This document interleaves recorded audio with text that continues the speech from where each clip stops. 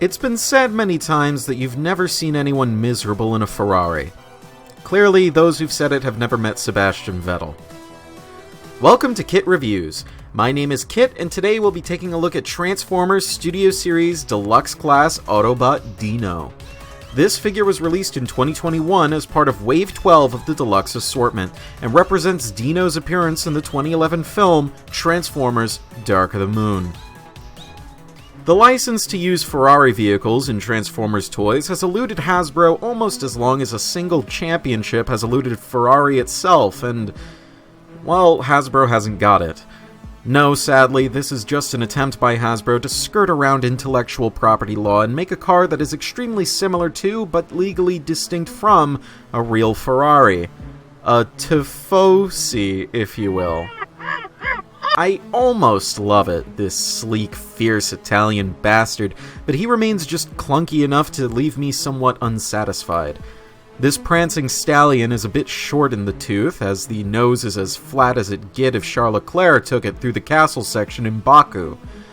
This is the most noticeable difference from the real car, as the true Ferrari 458 Italia's nose is much rounder. I also suppose it's to aid in transformation, as the front bumper gets jammed into DINO's torso, where space is at a premium. DINO also does that thing I hate where half the panels are cast in clear plastic and painted over just in service of some unimpressive see-through windows, but DINO was able to survive this handicap, something the real DINO couldn't, and not suffer from lack of paint apps. The headlights, the grille, the rims, the rear end, even the taillights, they all get paint. Really, the only things he's missing are extremely small and minor details like door handles, vents, and the triplicate exhaust pipes at the back. As far as a mainline figure goes, this is a bang-up job. While we're back here, it appears the spoiler is another difference from the real car, though that's just to my layman's eyes. This is fine, it works, I kinda dig it. And that's pretty much how I feel about this vehicle mode in general. It works, and I kinda dig it, save for that ugly nose and the pinky toes hanging out from just under the sides. Luckily, that's about as bad as this figure gets. DINO's transformation is a lot more complex than I initially expected. Upon his reveal, I had written him off as yet another Studio Series shell former, and he is that to some extent, but the way he moves from mode to mode had me taken aback by its cleverness and grace. Well, it's not that great, just better than I expected.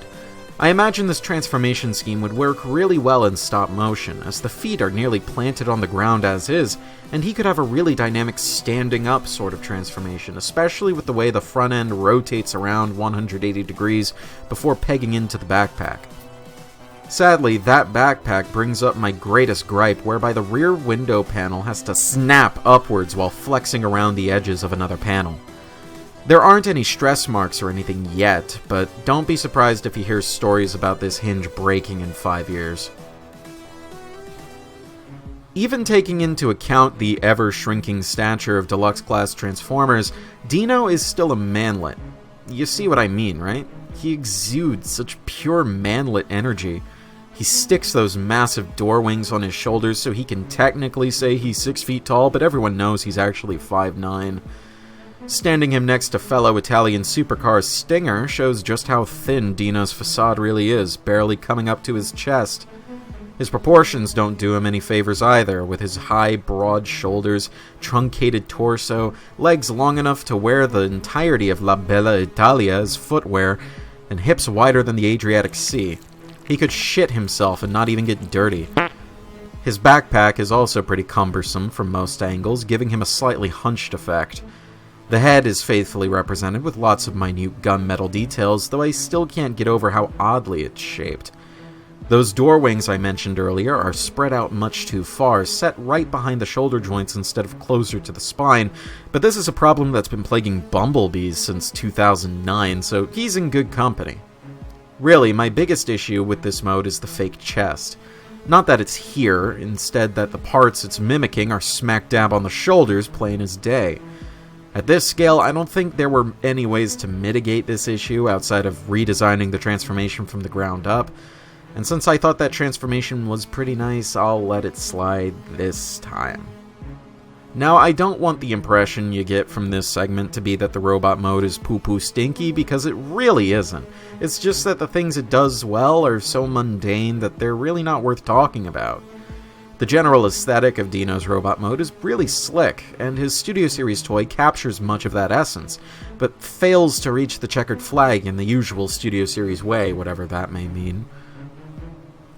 While DINO's main personality trait is being Italian, his second personality trait comes packaged alongside him in the box, his two underslung switchblades. They're cast in black plastic and peg into the undersides of DINO's forearms.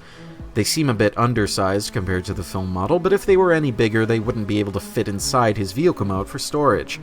I was going to bitch and moan about how you have to half-transform them just to access their storage spot, but why would you need to take them out in vehicle mode? There's nowhere else for them to go. Studio Series DINO has 19 to 21 points of dedicated articulation, depending on how you count. Like any citizen of the internet with dopamine receptors long since fried to a crisp, DINO's strength lies in his arms.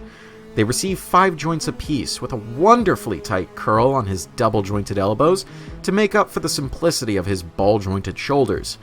The transformation joints, which may or may not count towards his total, allows for a much-appreciated degree of movement in the up-down axis, letting him into the club of Transformers who can shrug. His legs aren't quite as nice.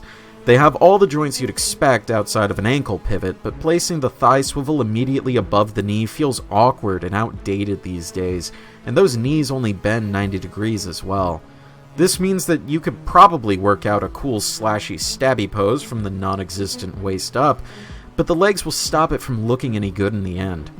Finally, the wings can be adjusted using their 2 transformation joints. DINO isn't exactly much to write home about. That being said, I've already written 1,208 words so far, so I could stand to write a few more.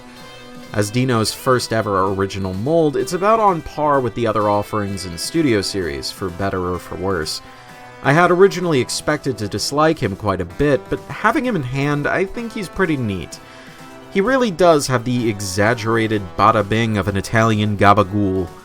As far as my ranking system is concerned, he's pretty adequate.